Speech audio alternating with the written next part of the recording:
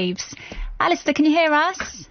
Yes, Stacey, thanks for having me. Oh, no, likewise. Thank you ever so much for coming on.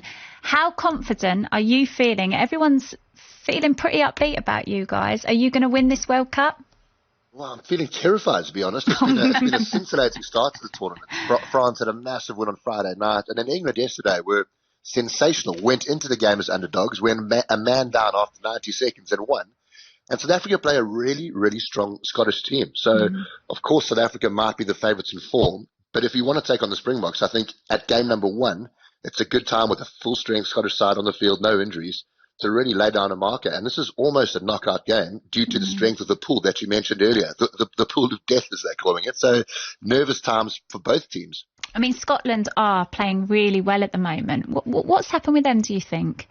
Well, Scotland have just got this newfound energy, and the way they play the game has got all the fans and supporters on side, and they've got some superstars in the team. Finn Russell being the poster child there, that have really been able to put together a string of consistently good, exciting performances. They can score tries from anywhere. They've got a solid pack these days, and it's probably for the first time in a long time where Scotland face South Africa, and a lot of people are thinking they might just do it.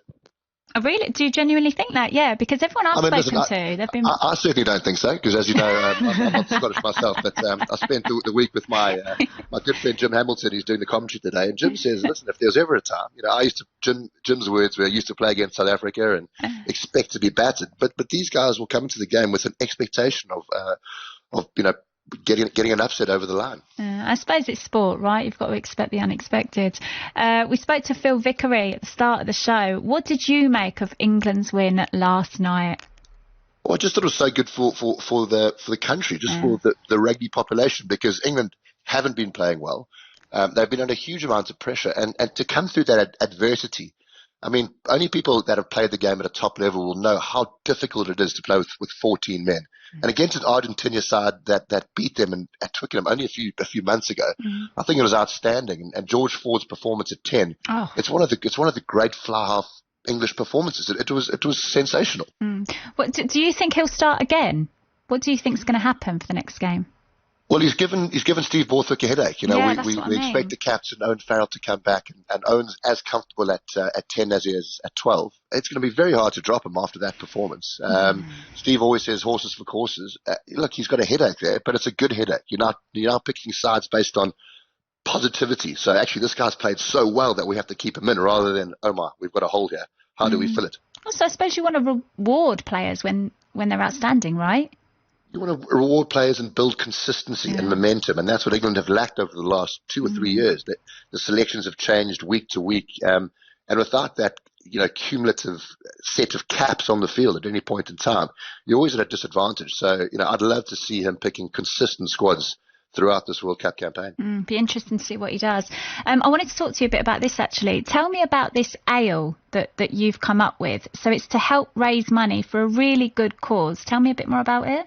Yeah, thanks so much for mentioning that. So myself and fellow teammates of mine, Christopher Wiles, who played for the USA, and Jim Hamilton, who played for Scotland, started a brewery called Wolfpack while we were playing the game, and that's what we do nowadays. And with the eyes of the world on our wonderful sport, we've taken the opportunity to raise money for a cause really close to our hearts in the Motor Neuron Disease Association.